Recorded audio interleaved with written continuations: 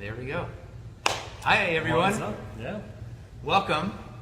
We're now to episode number 6. We can do that again. 6 Perfect. Yeah. of Fitness and Fat Loss Secrets. Now you might be wondering, what the heck is Fitness and Fat Loss Secrets? And so, here's what we're after.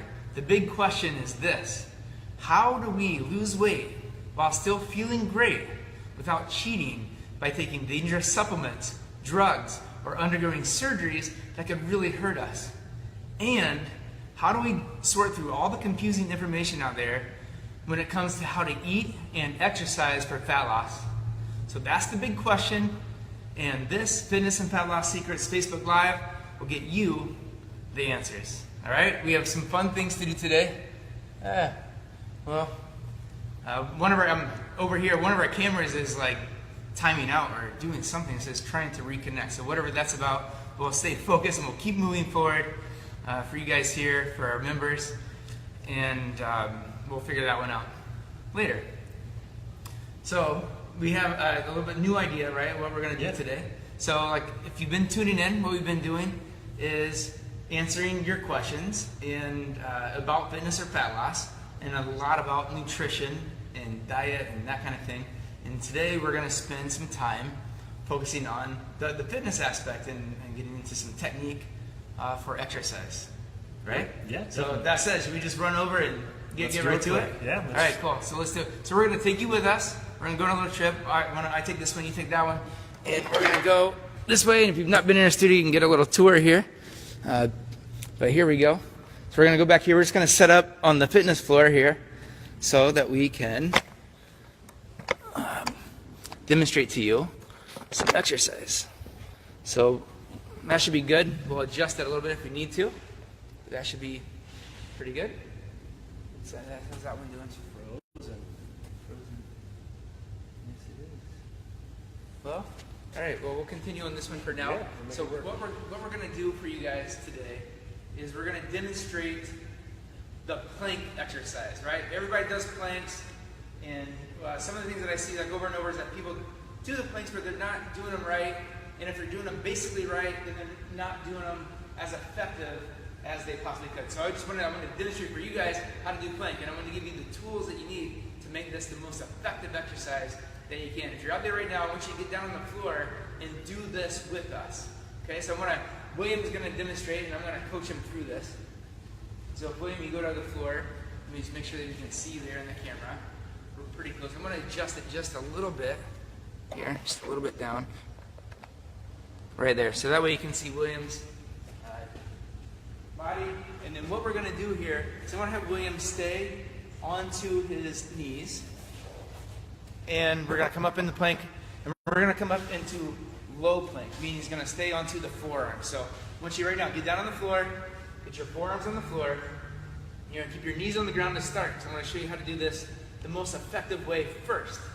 So the first step is you are going to raise your hips off the floor. And the idea here is to create a straight line from your shoulders to the knee. And so I'm going to just belly your hips down just a little bit. And then what you want to do here, there's a special thing that I want you to think about with your arms. So with the forearms, without moving them on the floor, I want you just to pull back onto the floor so you can feel some pressure. When you pull your elbows back, you're going to engage your abs even more. So you feeling that? So pull the elbows toward your ribs, and you'll feel that engage your abs. Now the next thing, once you pull them back towards your rib cage, the next thing you're going to do is you're going to try to bring them in. Again, you're not trying to slide them on the floor. You're just getting a little pressure. So you're back and you're in as you're engaging. When you do that, your belly will be so engaged that holding even from your knees, which would be the modified plank, this is such an engaging way to do the plank that your abs will start to shake. Are you shaking a little bit already? I'm shaking from my knees, yeah. Yeah, shaking from your knees. So squeeze even harder. So just keep applying that squeeze, and by doing that, you make this super effective. And maybe you can't see this in the video, maybe you can, but you can see visibly shaking going on. That means he's recruiting. Like the nerves are firing so fast in the belly to get all those muscles recruited, and that's what creates the shaking. But it also means that he's getting an incredible plank workout, incredible ab workout from doing the plank. I'm going to go ahead and take a rest. That's 45 seconds. So again at home, the key tips there are When you get into the plank, stay onto your knees. And then, with your forearms on the floor, you're going to pull your elbows toward your ribs, down towards your ribs, without moving them on the floor. Just pull down. That's going to engage the belly. And then lastly, you're going to take your elbows and you're going to kind of squeeze in without moving the arms physically on the floor. You're just going to kind of squeeze in and down at the same time and give it everything you have with that squeeze. And that will fully engage your belly while you're doing the plank. So the next time you're doing plank, whether it's from your knees or from your feet, make sure you're doing those couple techniques. That's going to help you get the most out of plank. I'm going to go over a couple things in plank that are common mistakes that people do that when you do them could actually hurt you. So if you go back to plank, let's go back into the low plank, so from your forearm position again. And this time, let's go from your toes. So if he goes from his toes, everything's up. So by visually looking here, you can see there's a pretty straight, a nice straight line here. Now, if William engages his arms again and pulls in, that will engage that. But if you let go of that, so let go of that a little bit, and now raise your butt into the air. The one common mistake is that the butt, and you can bring it higher. So one common mistake is that the butt goes into the air. When the butt's in the air, not a lot going on in the belly. So you want to bring that back down. Sometimes if you'll go down too far, we'll sway this way. So it'll kind of sway down. When you sway down, you're putting too much pressure into the low back, which is another key factor I want to talk about. You can go ahead and rest. While doing plank, it's really important that you feel the plank exercise where you're supposed to feel plank exercise. And where you're supposed to feel plank exercise is in your belly. Okay? You're supposed to feel in your belly. If you're not feeling it in your belly, then you're not doing the plank correctly. So you want to explore that. If you are a member with us, then come and talk to us and we'll guide you to make sure you're getting it correctly. If you're not a member, go work with a trainer and figure out, watch some more videos on YouTube or watch this video again and figure out how to get it correct so that you are getting the exercise where you're supposed to feel it, which is in your belly. A lot of people end up feeling this in the small of the back. And that means the belly is relaxed, it's hanging out while the position might even look right. It might look like a straight line. But they're like, oh, that's really made my back work. And then it makes me think like, oh geez. It was not supposed to make your back work. It's all supposed to be a belly exercise. So while you're doing plank, I feel in my arms typically. And you feel in your arms too. When I compensate with my arms, I notice I do that. Yeah, another one. Until I did that This really, technique. yeah, for my knees, I couldn't believe that was that big of a difference. That was crazy. Yeah. So try it. If you didn't get on the floor, rewind this and do it. You'll feel the difference right away. It only takes like 5 seconds to do it. In fact, about right away, right? About right away. Once you engage, you really feel the belly working, and that's how you want to do the plank. And we don't want flat stomachs though. We don't want tight stomachs. So maybe we should keep the old style. just do the sway back. Yeah. In the back. I like low back pain too. Yeah, low back pain. It's great. So yeah. Right. So there we go. There's your the ways to do plank.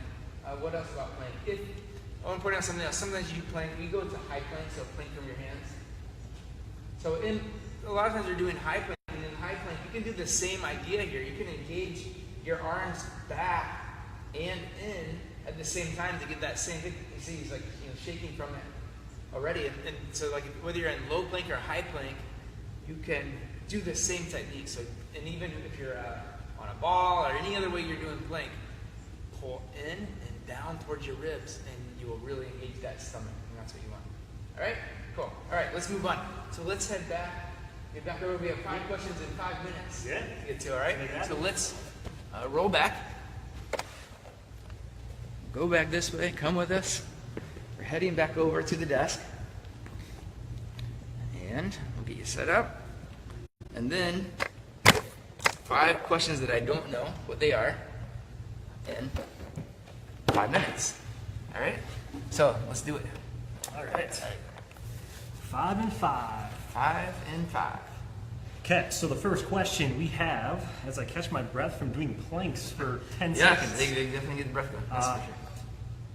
So, this has been a topic we've talked about recently even. So, do nutritionists, or the people that design like diet plans and workout plans, do they always follow the workouts that they give and the nutrition plans that they give out? It's a great question, and the answer is 100% no, including myself. So I'm not a registered dietitian, but I've been giving diet advice for a long time and getting thousands and thousands of results for people for a long time. And so, but if the question is, do I follow my own advice when it comes to it? Sometimes yes, and sometimes no. It depends on if my one thing that I want is the same one thing that the person, like if you want to lose weight right now and I'm not interested in losing weight, I'm going to give you different advice than what I would do for myself, because you are trying to lose weight and I'm not. I'm trying to maintain weight. So there's some different things in there you might do. Sometimes people, there are cases out there where people, a dietitian will give advice to someone for what to do, and they might want the same thing, but they're not following their own advice. Right. That also can exist and does exist. Anyway, good But a question. straight up answer is Yeah. no. That's Straight up answer is no. so if you don't follow it, that feels kind of good. That's to know on that, I guess. Yep. All right, so these are kind of more fun questions. And I want to say, even if I am trying to follow it, I screw up all the dang time. I want you to know that. It's the truth. Good to know. Good Yeah. to know. Okay. Three fun questions I got from a podcast I listened to, and just picking your brain. If you could put a billboard where everybody drives by on a highway, the busiest highway in the world, let's just say, billboard with a quick quote, what would that quote be? Freestyle it right now. Wow. What you see, I forget who said this, but it's something to the effect of what your mind can conceive and believe, you will achieve. And that's one of my favorite quotes. I think that was from, I'm forgetting off the top of my head. Anyway, but what you can see and believe in your mind, you can achieve it. I think it's so important. I'll leave it at that. Okay. Get people to believe in themselves. It's a big deal. We oftentimes don't believe in ourselves enough, and if you can believe in yourself, you truly can achieve it, because finding the information to do it, it's there, and that's the easy part. Very good. Believing in yourself and taking the steps and doing it is the tougher part. Right. If you look at where you're at right now, that's what you believe in. Yeah. 100%. Right. Isn't that interesting? Okay. Good. Good quote. I like it. Number 3, if you could gift a book, or the most gifted book that you would be giving around fitness and fat loss, what would that book be? Metabolic Typing Diet book. It's written by William Wolcott, and what I love about it is that it teaches people that no one diet is the best diet for all. Whether you maybe have tried a low or no carb diet, and maybe it worked for you amazing, and maybe it sucked for you, and maybe you tried a high carb diet and a low fat diet, and maybe it worked for you, and maybe it sucked for you, and maybe you tried more of a balanced approach where you're eating same amounts of proteins, fats, and carbohydrates, and maybe it worked for you, and maybe it didn't work for you at all. And the point is that any one of those ways of eating can work for one, not work for another, and have a neutral result for the third. And that Metabolic Typing Diet book deep dives into that subject and tells you why that is, and it's the best information that I've ever come across. Yeah. Awesome. Okay. Very good. Noted. Number 4. These are kind of blur, because I noticed you kind of reframe things back to like a core truth, the core kind of principles of a lot of things, but which is it makes a lot of sense. So the 4th one is, let's just paint a situation where you're on your deathbed. Yeah. Everything you've ever owned, material-wise, is burned. Everything you've created has burned and just been wiped off from the face of the earth. Yeah. And you only have time to say 3 truths of living, or 3 kind of things you want to pass on. What would those 3 be? Love the question. Overall. All right. For one is love trumps everything. Love trumps everything. That's one. Live true to your word. And life is fast, so take massive action. Like, go after anything, and like whatever you're thinking about that you really want, go do it. Those would be my 3. Yeah. That makes a lot of sense.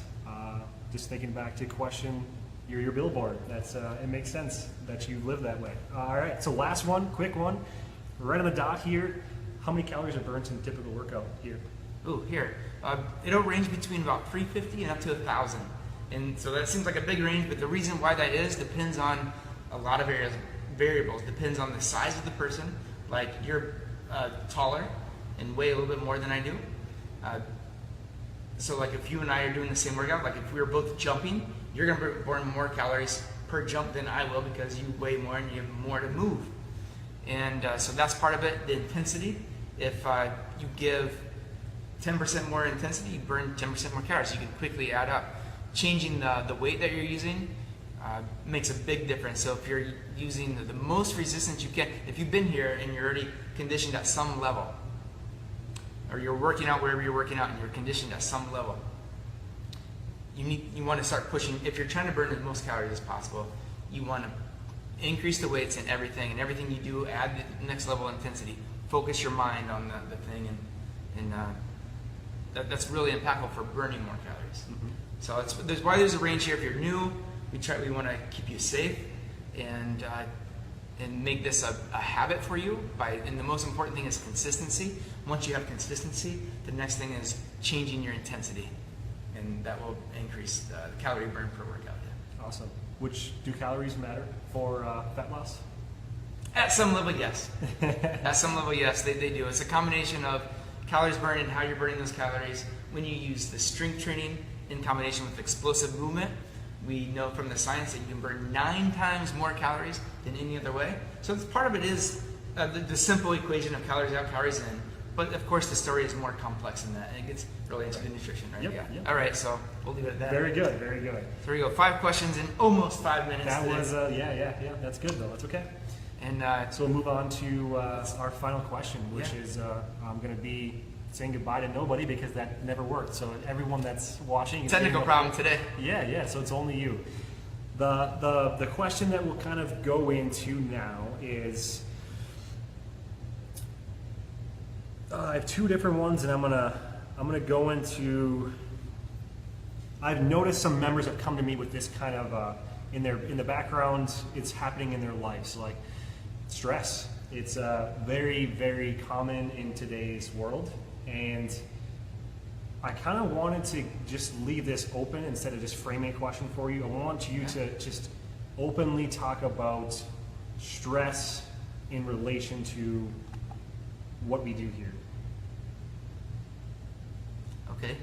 And what So, do you, Yeah, kind of like stress in general, right? Stress as it relates to working out, or stress as it relates to like losing weight. Is that kind of the idea? So yeah, like within both, if you can, maybe I'm asking a question that's tough to condense. Okay, so let's just talk about what stress is, kind of maybe what it isn't, or like how, Okay. like just kind of how to wrap your mind around that Yeah. is. So like there are good stresses and bad stresses, right? Like good stresses are you set a goal and you're going for it, and that's putting some stress on you to do it. That's a good stress. It's the kind of stress we need. One of the things we all need as humans to feel more fulfilled is growth. And so when you set goals and you're trying to achieve next level things, that makes you feel more alive, and that kind of stress is exactly what we need. There are other stresses. The stresses of, you're maybe a parent, you have 2 or 3 kids, and you have to manage. You wake up. By the time you wake up by 9 in the morning, you've already been awake for 2, 3, 4 hours maybe, and you had to get breakfast for the kids. You have to pack lunches for the kids. You have all these other things going on that just demand your time. So there's a time stress to get things done, and you maybe didn't even have time to focus on yourself yet to start off the day. Those kind of stresses are stresses that are there that we just have to manage. So those are stresses we have to manage. And then there's other stresses that are stresses that like pop into your life. Maybe you're on your way to the gym today and you get a flat tire. Crap. I don't have time for this. Nobody got time for that. And those kind of stresses pop up and you just have to deal and manage. So when it comes to stress, when I think about stress, what I want to think about is, for one, you want to create the good kind of stresses for yourself into your life. And you don't want a life that's stressless.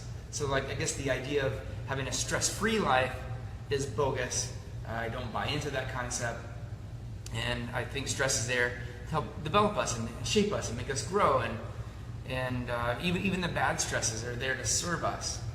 And when you can buy into that idea, then you can, kind of that saying that says life happens for you, not to you. It helps you to accept what's coming and kind of roll with it, roll with what's going on. That said, how to manage stresses for one is get enough sleep.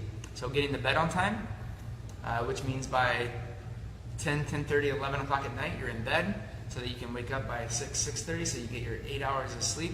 7 to 8 hours of sleep is what the research is shown for years and years and years to be what we need. If you're a human, that's what you need. So if you're currently getting something different than that, more than that, or less than that, you can know that that's not the right thing for you to be at your best. The next thing is you do want exercise, and you want exercise at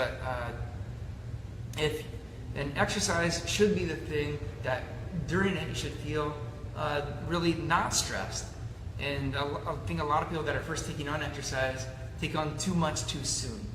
And you take on too much too soon, it becomes a stressor because it's hard, it leaves you feeling sore, it possibly leaves you injured, and it's not a good thing. But when you make exercise your habit and you make it your first priority, consistency, and when you make it consistent and you're exercising at the right level for where you are today, and your fitness level may shift up and down a little bit, but if you're really deconditioned, just know I'm really deconditioned, so give yourself a break and say, hey, what I really need here is I need to establish a habit. And to get the habit, you can't over-exercise, because if you do, you're gonna, every time you exercise, it's gonna equal pain, and we only deal with pain for so long. We're like, screw it, exercise sucks, and I'm not gonna do it. But if you give yourself a chance and ramp up step by step at a time, exercise can become that thing that is the most therapeutic thing for you. It releases serotonin, the feel-good hormone in your body. It allows you to, when your body is focused on doing physical things, then your mental self slows down. And so that's another reason why exercise can be the thing that creates stress relief, or a way to manage stress. The feel-good hormones, you're doing something good for yourself. There's a whole bunch into it to exercise. Then eating well, because there's dietary stress. If you're eating garbage food, you're going to stress out your digestive system. You'll end up with heartburn, you'll have indigestion, you might have constipation. And but if you consistently eat pretty well, it means 80% of the time you're eating well, meaning you're having some fat, some protein, some carbs, fiber into most all of your meals, then your digestion should feel really good. It should function well. You should not have gas and bloating and diarrhea or constipation. You should feel really good. And when your digestive tract is not stressed, that helps a lot with not stressing out your body. Obviously, we're eating multiple times a day, so if every time you're eating, you're stressing out your system, you're creating unnecessary stress onto yourself. I think those are some of my ideas. There's more to that, but off the top of my head, that's where I'm at with that. Very good. So what would be like if someone is overstressed? Is that how does that affect the body if you're going for fat loss? If you're overstressed, it makes it more difficult to lose weight. So, of course, every person is unique, right? So if you're overstressed, this is where you want to come and talk to somebody. Come in and talk, and so you can figure out sometimes just the process of writing down why you're stressed, what's going on, and why are you stressed, and then think about what it is you really want. And if you know what you really want, see, a lot of people don't even know what they want, and they're stressed because they're dabbling in a whole bunch of things instead of just being focused kind of on one thing, or one main thing at a time. And so I think a great way to, if you're overstressed right now, and I know a lot of you are, think about what's the one thing you want right now, and be willing to get kind of unbalanced in your life to go after the one thing. So if your one thing is fat loss, then let other things kind of be less of a priority and go after that one thing. Doesn't mean completely ignore the other things. Just make this your one thing and tell everybody around you, tell your family, tell your friends, tell your coworkers, this is the one thing I want, and ask for their support. A lot of times when we're going after the one thing, we're doing it, but we're kind of doing it, and then other people might start to resent us. Whether it's on purpose or not, they start resenting. So But if you go to, let's say if you have a spouse, go to your spouse and say, look, I really want to do this right now, and I really want your support. Can I have your support on this? And what you'll find most of the time is that of course they're going to be supportive, especially if you make it clear and you ask for it. And then even make it more clear. Tell them how they can support you. What does that look like? Like if, for example, if every Thursday night you guys typically have a drink together, say, well, when it comes Thursday night, I just want you to not ask me if I want to drink, so I'm trying to cut out alcohol for this next week or whatever it is, right? And so when it comes to that night, I just want you to say, and I know you're doing a thing, would you mind if I had a drink? And if you do, then maybe I won't have it, or whatever it is. But just ask for what it is you need. And especially if you're a woman asking for the guy, be clear to the guy. Because guys, a lot of times, like, we'll hear it, we'll agree to it, and then that's kind of the end of it. We don't really know what that means. Like, don't know how to take it to another step. And so just ask specifically for what it is you need and what that would look like for them. And I think that will really help. Yeah, that's I agree. Yeah, that's very good. I'm thinking a couple members that are in mind too that have talked to me about some of those things, and that's a good answer for them.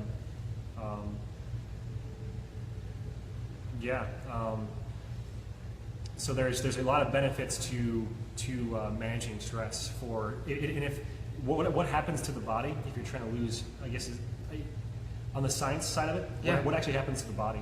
Okay, if so you're what? stressed and you're trying to lose Great weight? question. What happens is you get a cortisol response, and cortisol manages blood sugar.